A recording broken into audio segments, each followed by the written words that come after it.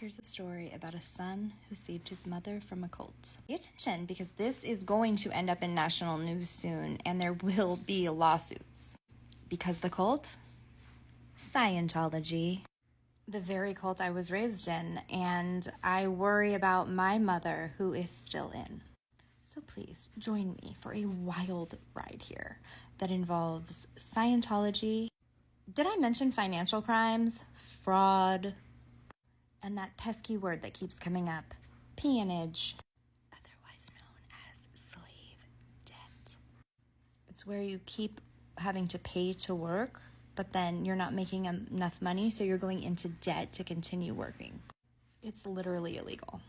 And when you start talking about marginalized populations like young children and the elderly, well, they really fucked up. And I'm not taking pleasure in the pain of Miss Rosemary here or the multiple other people who are now being named to have similar things done. I'm glad it's coming to light. And there's a huge part of me that cannot believe how badly Scientology keeps messing up. They say they have the best public relations in the world. They say that. It's fucking hilarious. But it's also very serious. Welcome to Denver, Colorado, 1984.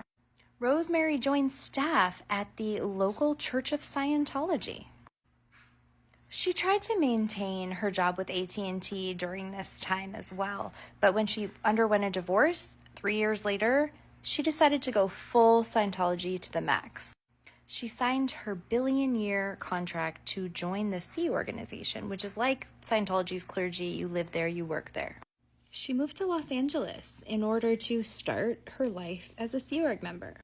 But her son couldn't come with her. She moved him in with another Scientology family where he slept in a mattress in the floor of their living room. And he was sent to the cadet organization, which is a Scientology school for kids that parents were working for them and had signed their billion-year contracts. And historically, it was not a good place, full of really awful things.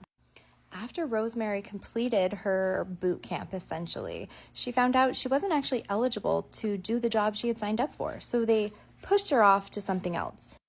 They moved her to Gold Base, and then her son Michael had to get moved to another Scientology family and still could not see her.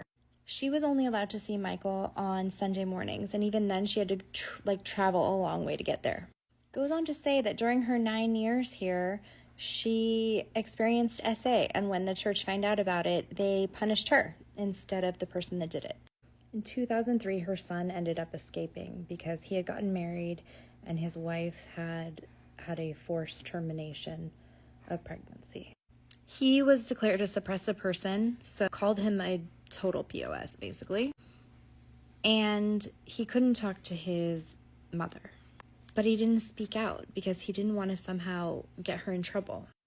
But it didn't matter because that next year, along with a bunch of other executives from Scientology, his mom was loaded up into buses and told they were being offloaded, which is like Scientology's term of being dumped. I can't believe how messed up this is. When they moved her, they literally burned all of her personal possessions in front of her in a bonfire. I'm going to read this straight from the thing. This included all baby and family photos of her son, all gifts from him, as well as any other items that would remind her of family. This intentional and outrageous conduct by the Church of Scientology was very distressing to Rosemary. You don't say, after she literally had signed a billion-year contract to work for them for free. And they reassigned her to the Big Blue building in California, and she lived in shitty condition. Says she lived in overcrowded rooms, inadequate bathrooms with bad plumbing. She was confined to and isolated for more than 5 years. She made only $10 a week, and she got no medical checkups or help at all.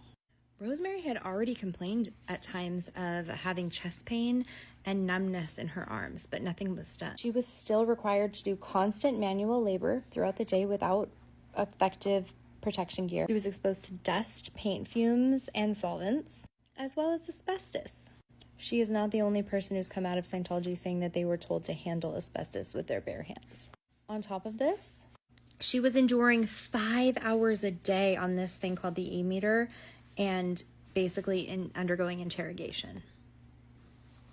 One-on-one in a closed room, 5 hours a day. Her heart gave out, and her son was actually able to see her because when they went into the hospital, he was next of kin, and legally no one was going to stop him. She did have 19 days that were paid for by Medicaid in a rehab, but after that time was up, Scientology moved her back in, and for 2 months, she lay alone in a cold room, and all she could think was, I'm gonna die, and I never even got that high in Scientology. But when the church sniffed out her Social Security payments, they came a knocking. She had $12,000 in the bank account, and they took it from her. In exchange for what? Scientology processing to help her with that heart attack. That heart attack that they most likely contributed to by lack of care and horrible, horrible working conditions for decades. And even by their own standards, Sea Org members should not have to pay for auditing. It should be part of what they get for free for dedicating 1 billion years to Scientology. But the way she said it was she was happy she was getting auditing. And honestly, her son was happy for her. Finally, her church was taking care of her. Then he found out that she paid for it. Then he was pissed. This is a veteran who came home from Afghanistan to help his mother. I do not think he was in the mood for playing. But his mother pleaded, don't make problems for me, please. And his asking questions protected her for several years until 2014. But somewhere along there, Scientology got their hands on little Rosemary again. Their financial paws. Because he found out that not only did they max out her credit cards, they maxed out 4 other Sea Org member credit cards on her behalf, and then told her she had to pay them back with interest to the tune of $163,000. So little Rosemary, who had dedicated her entire life to Scientology, who had Social Security payments and then spent them on Scientology, was now required. She said she had a little black book. She was just trying to get the debt down. And she had inherited a little bit of money at some point, and she gave it all up. And just when she couldn't take it anymore, she finally reached out to her son with a secret cell phone that he had provided her. And he helped her, got her into a safe, non-Scientology facility, helped her get back into good health. She was on the verge of death when she finally asked for help. And they found out she wasn't the only one with credit card debt like that. There's a whole list of elderly people who had their names and their identities used on debt to Scientology that they did not ask for. Because don't forget, Scientology takes credit cards. I mean, they accept credit cards, but I guess you could look at it either way. So there you have it, the story of a son who saved his mother from a cult. And I would go so far as to say that it was really brave and above and beyond, because he didn't have an easy childhood. Doesn't sound like she was there for him when he needed it, but he's there for her.